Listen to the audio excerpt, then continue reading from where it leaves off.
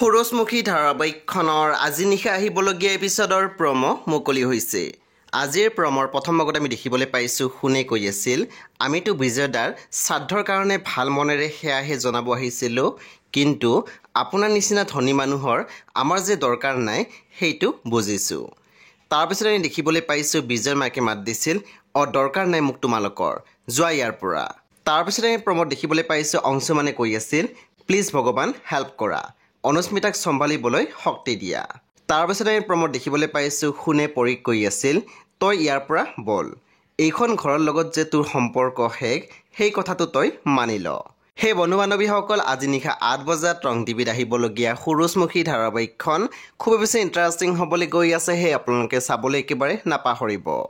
পৰৱৰ্তী আপডেটৰ বাবে আপোনালোকে মোৰ চেনেলটো ছাবস্ক্ৰাইব কৰি কাষত থকা বেল আইকন টিপি দিবলৈ একেবাৰে নাপাহৰিব। আৰু প্লিজ আপোনালোকে মোৰ ভিডিঅ' এটা লাইক কৰি দিব।